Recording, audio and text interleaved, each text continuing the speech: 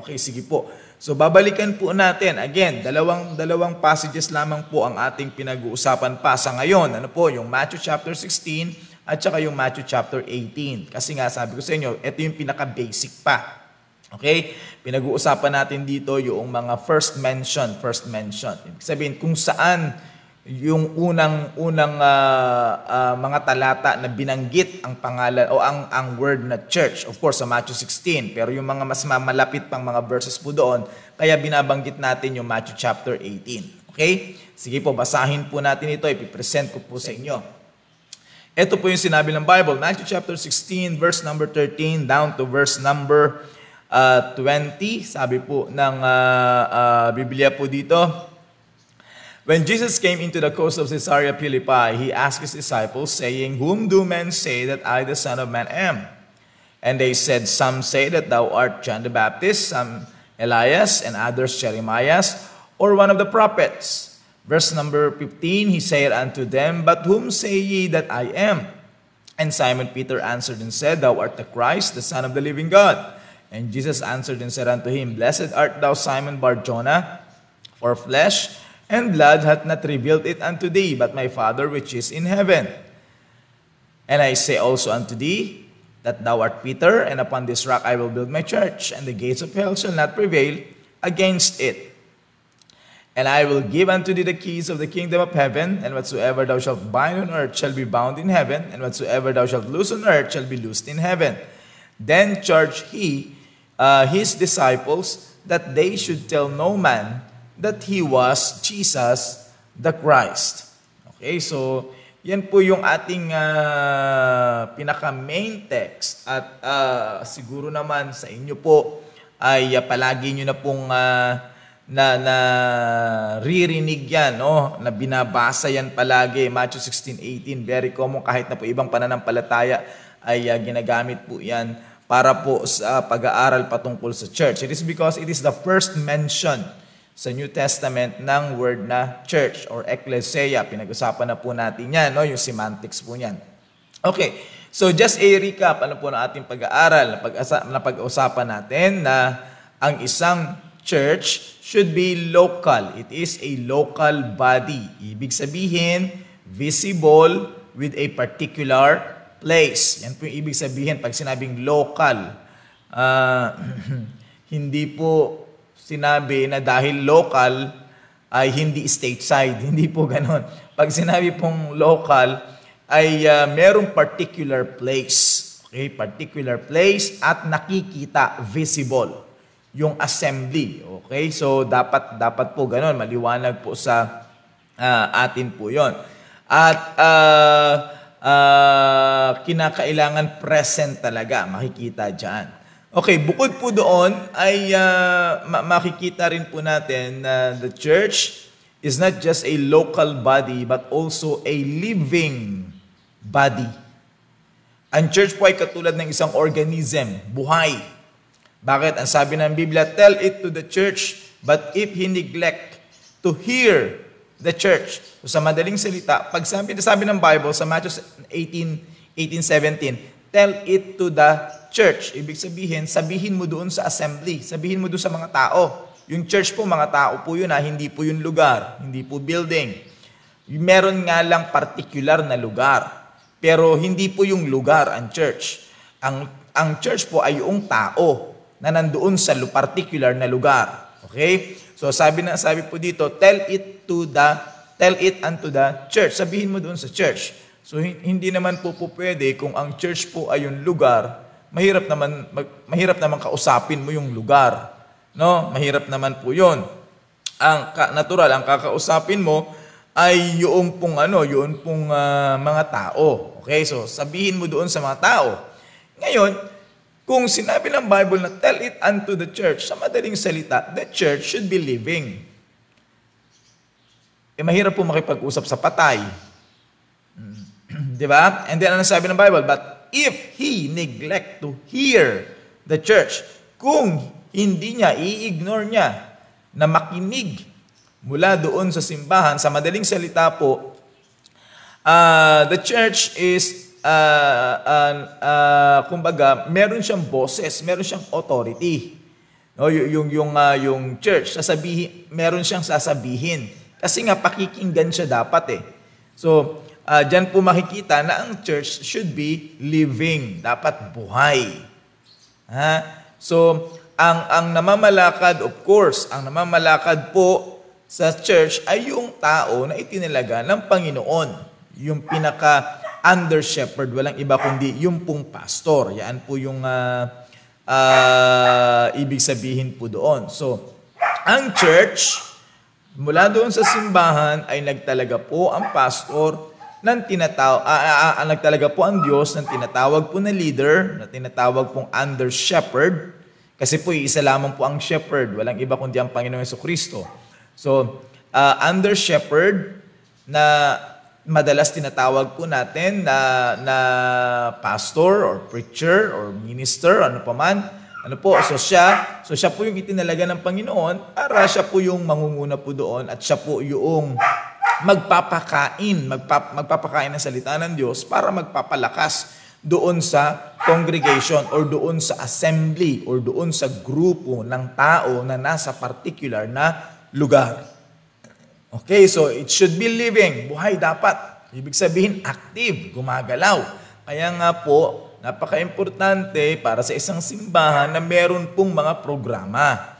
Hindi po tayo makikiride sa programa lamang ng iba. Alam niyo po, ito ang nakakalungkot sa marami. Marami po ako nakita nito. Actually, mga kapatid, ay bago pa man ako mapunta dito po sa mission field, dito sa Kabangkalan, nakita ko na po ito sa marami. Yung iba, ang ginagawa po nila, maghahanap sila ng mga malalaking simbahan. Tapos yung malalaking simbahan, kung ano yung programa doon sa malalaking simbahan, doon sila magjo-join.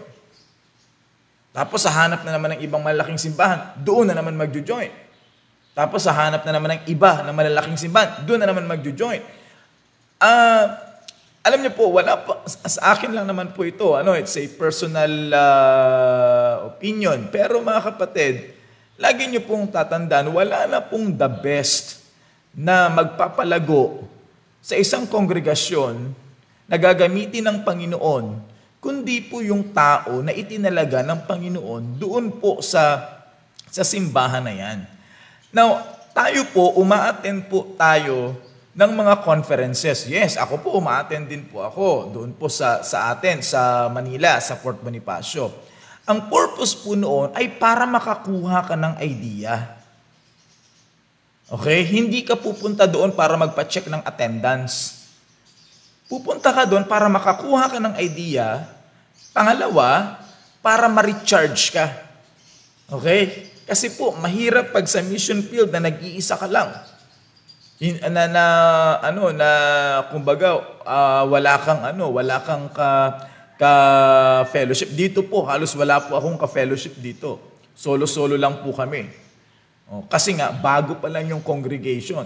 Ayoko po na ma-impluwensyahan ng ibang katuruan. Siyempre, pananagutan ko yun. Kaya halos wala po kaming ka-fellowship. Bagamat marami po akong kaibigan dito na mga pastors at minsan po ay nagsasama-sama rin po kami, nagjo-join po kami sa isa't isa. At minsan ay ini-invite nila ako pupunta doon sa church nila. Wala akong problema doon. Pero yung sinasabi ko po na talagang ka-fellowship na ganyan, wala po. Solo-solo lang po kami dito. But anyway, yan po kasi na kinakailangan po kasi na tayo po, pag umattend tayo ng ganyang conference, kukuha ka ng idea na para yung idea na yon ay gagamitin mo or gagawin mo, ia-adapt mo yon at i-convert mo yon na magsusut doon sa pangangailangan nung sariling congregation. Para yung sarili mong congregation, matuto silang maging independent. So, dapat po, kaya nga ang kinakailangan, parang ganito po, parang yung bata, natural yung bata, hindi pa yan, pag mga less than 1 year old, nag-aaral pa yang maglakad, minsan gumagapang pa yan. Anong ginagawa ng nanay? Inaalalayan muna sa paglalakad. Pero darating yung araw, na kaya niya nang maglakad mag-isa. Diba? So, ganun din po. nakakalungkot mag-isipin, pero minsan marami pong mga tao o marami pong mga simba. Ako po nakita, honestly, hindi po, uulitin ko, hindi po sa panda-down or hindi po, ang purpose ko po ay hindi man down ng ibang simbahan o pakita na magaling kami or what. Hindi po ganyan. Ano po, tandaan nyo po, foundational study po ito, basic, kumbaga, basic. Kaya nga kinakailangan na babalik tayo sa basic para ma-remind tayo. At alam ko po, alam ito ng marami.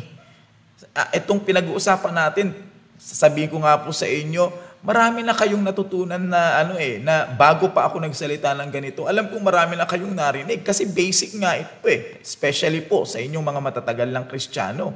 Basic po ito. So, ang gusto ko pong sabihin dito is kasi na-intimidate po ang maraming mga preacher kasi konti pa lang sila. Wala naman pong nagsimula na malaki na. Alam niyo po kami po, yung unang service po namin, 16 lang kami. 16. Kung kayo po ay nakasubaybay po nitong Our Daily Delight, yung unang-unang mga picture na ipinakita ko po dito, nandun po yung picture namin, yung unang-unang service namin. 16 lang kami. Karamihan pa mga bata. Opo, karamihan mga bata. Pero hindi naman po mananatiling ganun lang yung dami.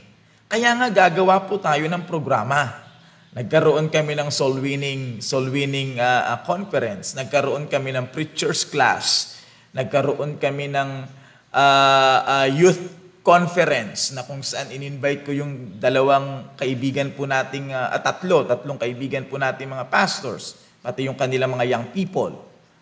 Nagkaroon kami ng mga seminars.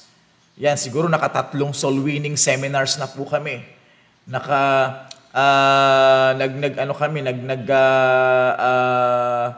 Nag-conduct po ako sa mga, pero hindi po kasama yung ibang simbahan. Doon lang sa mga young people. Yung una po, I think 7 lang. 7 lang yung audience. 7 lang kami. 7 lang.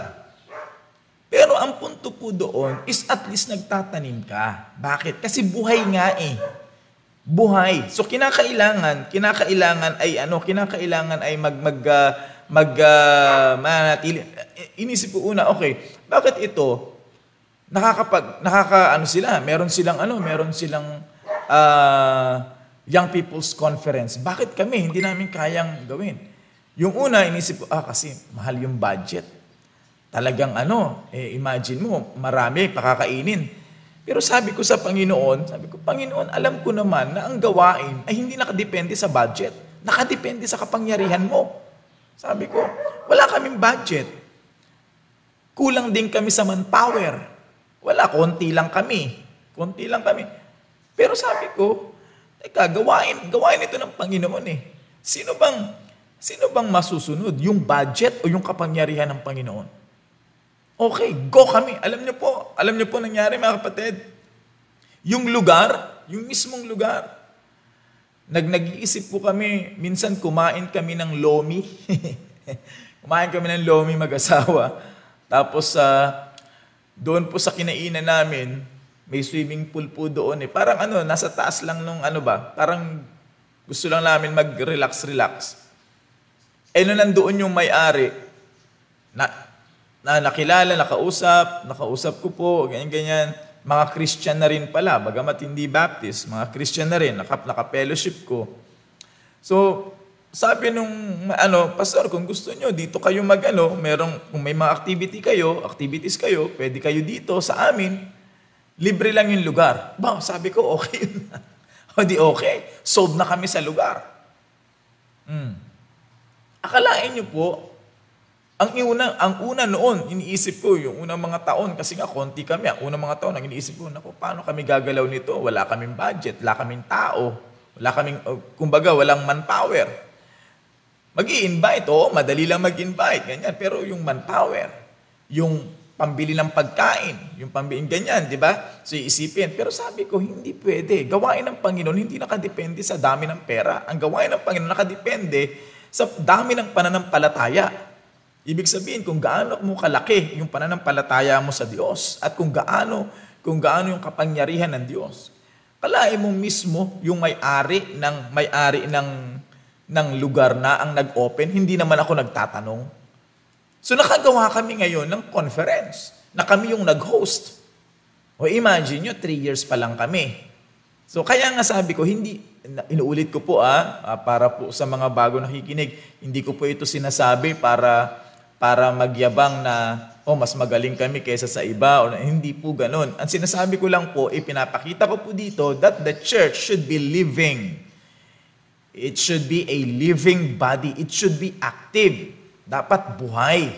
Kaya nga po, yung simbahan mismo, gaano man yan kalaki or gaano man yan kaliit, gagawa ng sariling programa para doon sa mga members. Kasi hindi ka naman gagawa ng programa para sa miyembro ng iba eh. Gagawa ka ng programa para sa sariling miyembro ng simbahan kasi yun ang pananagutan mo eh. Okay? So, yan po, na-focus na ako. Anyway, so it should be local. And then it should be living. And then, number 3 po. Number 3 na dapat natin tatandaan pagdating sa church. Ito po yung sabi ng Bible sa Matthew 18:15. Okay? Moreover, if thy brother, take note nyo po yung highlight ko po dito, my brother. If thy brother shall trespass against thee, go and tell him his fault between thee and him alone. If he shall hear thee, thou hast gained thy brother. Okay, it is a lawful body. Nabanggit ko na rin po ito minsan sa inyo na nakakalungkot at hindi magandang testimony para po sa isang miyembro or sa mga member ng simbahan na yung mag-asawa nagdidemandahan. Okay? Yung anak at yung parent ay nagdidemandahan. Yung manugang at saka yung in-laws, yung mga in-laws ay hindi nagkakasundo at pumupunta sa korte. Hindi humagandang testimony yun. Tapos pare-parehas na miyembro ng iisang simbahan. Kaya nga po dito, makikita nyo po yung pong lawful attributes ng isa pong simbahan. Mapapansin nyo dyan, if thy brother, napansin nyo? Thy brother, which means, itinuturing mo na siya ay iyong kapatid sa pananampalataya. Kaya nga po, naniniwala tayo sa saved and baptized membership ng church. Okay? Kasi kapatid mo na nga sa pananampalataya. So sa madaling salita, sabi ng Bible dito, anuman ang sabihin, ano bang term dyan? Anuman yung sabihin natin na hindi pagkakaunawaan between brethren, yung hindi pagkakaunawaan, solusyonan sa harapan ng mga Kristiyano. Okay? Hindi po sa harapan ng judge. Ito nga yung sinabi ko nung nakaraan, nakakalungkot naman, parehas kayong Kristiyano. Parehas kayong nagsisi ng kasalanan at tinanggap sa puso si Kristo bilang Panginoon at tagapagligtas. Iisa ang inyong simbahan. Iisa ang inyong pastor. Iisa ang mensahe na inyong naririnig. Tapos, at the end of the day, nandoon kayo sa korte at nagdidimandahan, tapos ang magja-judge, unsaved. Kayo mga anak ng Diyos, tapos ang mag-aano sa inyo, ang mag-reconcile sa inyo ay anak ng dyablo. Pwede bang mangyari yun? Natural, hindi. Ano bang kagustuhan ng dyablo? Hindi ba't magkagulo?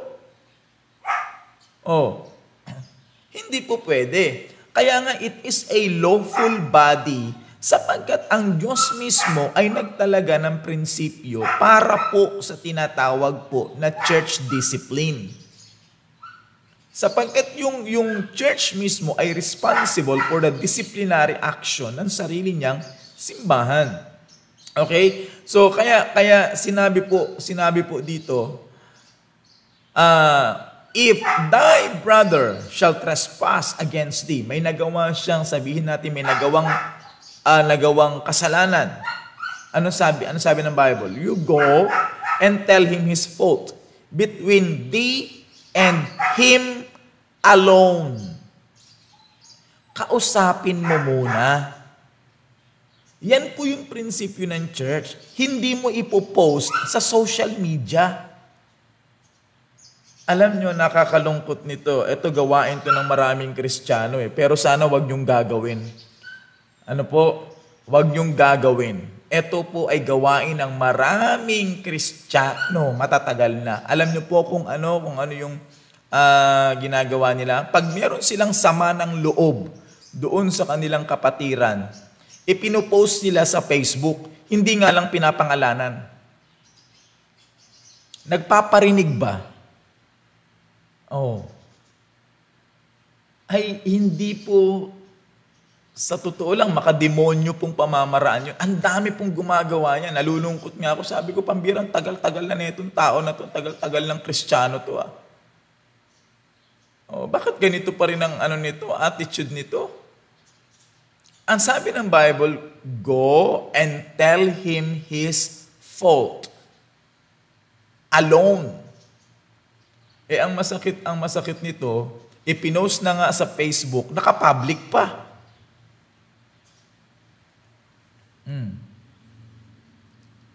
Pinost na sa social media, naka-public pa. Hindi po ganon. Tandaan nyo po, ang akala kasi natin is makakaganti tayo At ang akala natin is, ang purpose is siyempre para makatawag ng pansin. Kaninong pansin ang tinatawag mo? Kung naka-public yan, pati unbeliever yan, mapapansin yan. Di ba? Ganyan po yung mangyayari. Kaya nga sabi ng Bible, puntahan mo, kausapin mo, at sabihin mo kung ano yung kanyang pagkakamali. Kayong dalawa lang. Lagi ko pong naaalala yung sinasabi sa amin ni Pastor Hill, nung kami po ay mga area leaders pa lamang. May mga kasamahan po akong iba. Nung mga area leader pa lamang po kami, area leaders pa lang po ako, laging sinasabi niya, you protect the sinner, but expose the sin.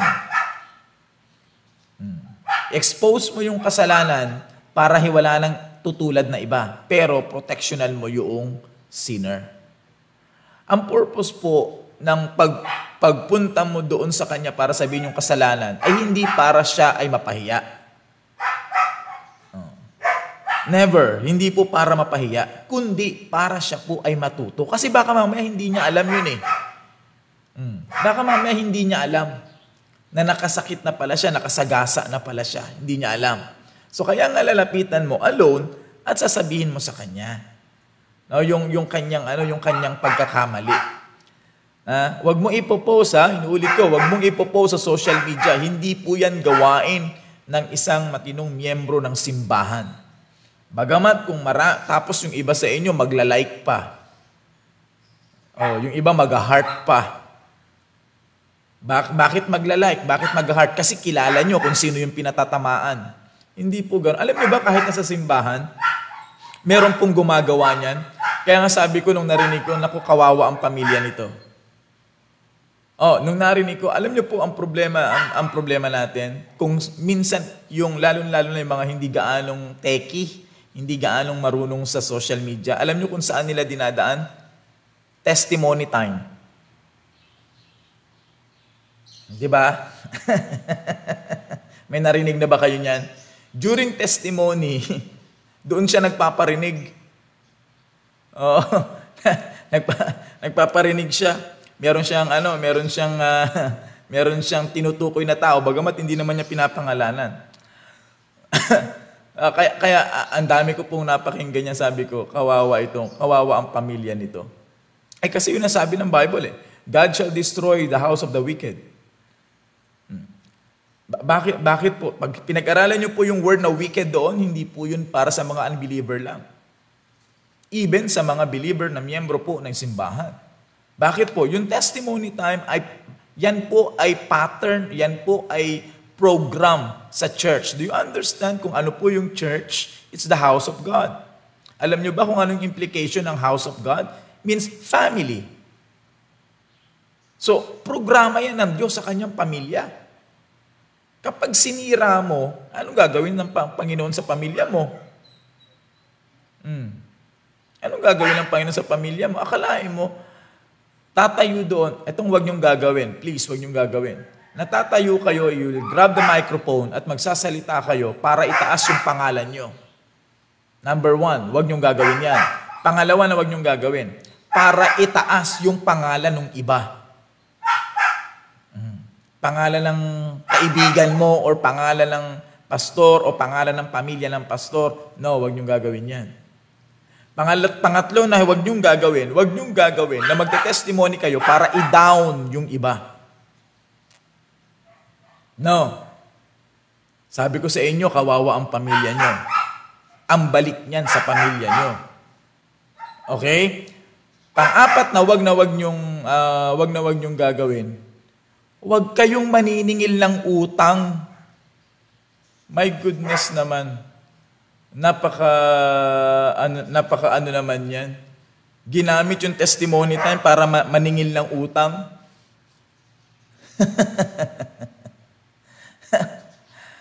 Hindi po tama yun. Ano po, hindi po yung tama. Alam niyo, ang dami ko napakinggan yan. Halatang-halata mong gusto lang na magpa-impress. Yan po ay mga men pleaser. Men pleaser po yan. Hindi po yan lalago bilang Kristiyano kapag hindi siya nagbago. Men pleaser. Alam na halatang-halata mo na meron lang siyang gustong i-please na tao kasi meron siyang gustong paringgan na tao. No, hindi po yan hangga't hindi siya nagbabago, hindi po lalago ang tao na yan. Kaya nga po nakakalungkot po niyan, nakakalungkot niyan na yung pamilya mo ang magsasuffer. Kasi yan po, pattern po yan eh. Maraming beses ko pong nakita yan. Panglima na huwag niyong gagawin. Kung kayo man po ay treasurer o kayo po ay financial secretary sa church, huwag niyo pong sasabihin o i-reveal during testimony time kung sino ang malaki na nagbibigay ng kanyang tithes, sino ang maliit na nagbibigay ng kanyang tithes. That is a no para po sa isang financial secretary. My goodness. Talaga sabi ko po, kawawa ang pamilya nito. Wala tong kaalam-alam sa ginagawa niya. Wala siyang kaalam-alam sa kanyang ministry. Oo, talagang ganyan. Yan po talaga. No? Because the church is a lawful body. Hindi yan nilikha, hindi yan kinreate ng Panginoon na walang principle, walang law. Merong law, yan. Meron kang susundin na pattern. Yan po yung church. Oh, ang preaching ang testimony time ay preaching applied.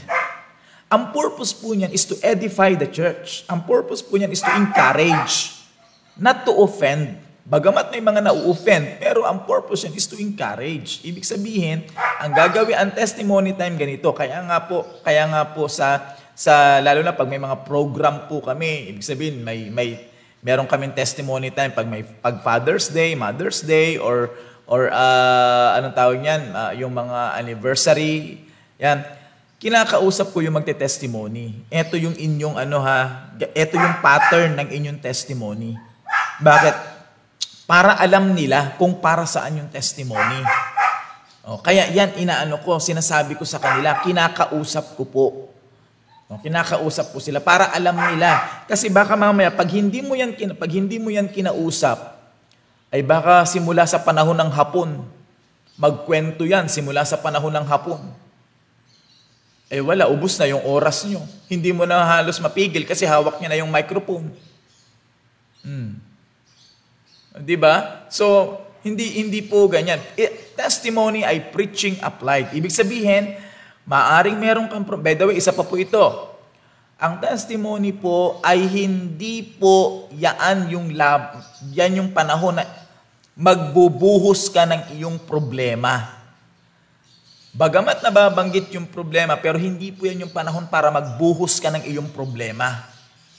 Sabi nila, kasi kami dito, open kami dito, yung aming church open. Walang problema po yun, maganda po yun kung open po ang bawat isa mga miyembro, ganyan.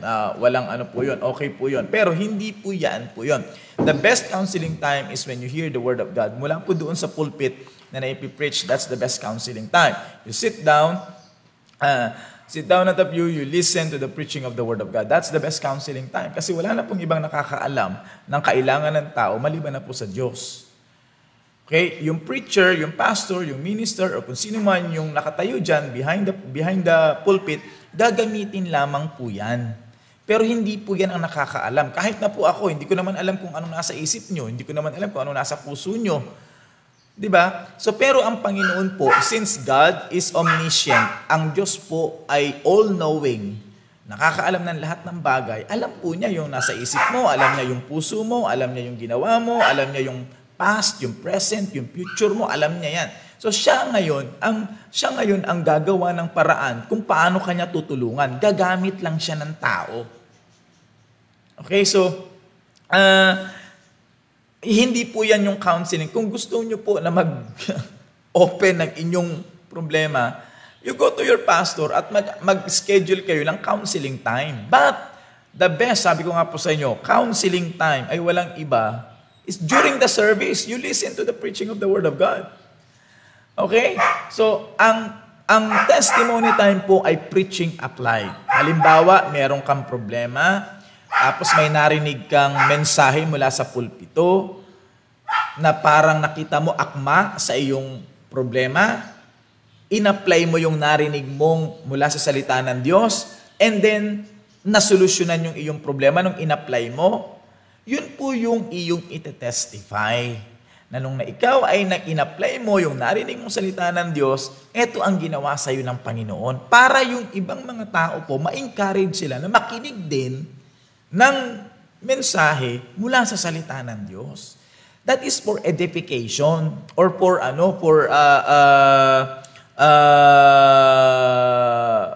yung sa mga tao for their yung strengthen nila, ma-equip sila at sila ay ma-encourage. No, yun po yung purpose niyon. Kaya nga ang testimony ay preaching applied. Okay? So inulit ko, huwag niyong gagamitin yung testimony time para maningil ng utang. Okay, last na po ito. Last na po. So, since it is a lawful, lawful body, ang pinaka-last po, it is a loving body. Okay? Tignan niyo po sinabi ng Bible. Dito pa rin tayo sa Matthew 18. Sabi ng Bible, Then came Peter to him and said, Lord, how oft shall my brother sin against me? Take note niyo po, my brother na po, yung binanggit dyan, my brother. Ibig sabihin, kaparehasan ng kanyang pananampalataya. Sin against me, and I forgive him till 7 times. Kasi yan po yung nasa law. Yan po yung kanilang batas. No? Na, tandaan niyo yung sinabi ni Moses anong tawag nito? Patatawarin mo yung iyong kapatid 7 times. Pero sabi ni Jesus said unto him, I say not unto thee until 7 times. Hindi ko sinasabi sa inyong until 7 times, but until 70 times 7. It means hanggat tumihingi siya ng tawad, patatawarin mo siya. So it's a loving body. So makita nyo, mga kapatid, na totoo yung sinabi ng Bible sa Book of Psalms. Behold, how good and how pleasant it is for brethren to dwell together in unity. Merong unity kung i-apply po natin yung principle ng salita ng Diyos. Living, loving, local, lawful. No? Kung i-apply po natin yan, ay talagang maganda po. Pero ito nga nakakalungkot. Nakakalungkot sa atin, sa marami. Minsan pinag-aaway-away po ang mga miyembro ng dahil sa chismis. Yan ang nakakalungkot po niyan eh. Chismis, inggit, ano pa ba? Yung mga bagay na masyadong mataas ang pangarap sa buhay. Yan po yung nakakalungkot na ano po natin na kalagayan sa ngayon. Pero wag naman sana. Ano po, bagamat hindi po tayo perpekto, lahat po tayo nagkakamali, lahat tayo nagkakasala. Pero ang punto po dito ay hanggat maaari po ay ipanalangin natin yung ating mga sarili na hindi po tayo magpo-fall doon po sa patibong ng dyablo. Tandaan nyo po, simbahan po ito ng Panginoon. Hindi po ito a secular organization or a secular institution na katulad lang ng fraternity. No, hindi po. It is an assembly na nilikha po ng Panginoon. So I hope na meron po kayo natutunan sa atin pong pag-aaral ngayon pong umaga. Amen. Maraming salamat po sa inyo. Muli po mga kapatid, God bless you, stay safe, and I love you all.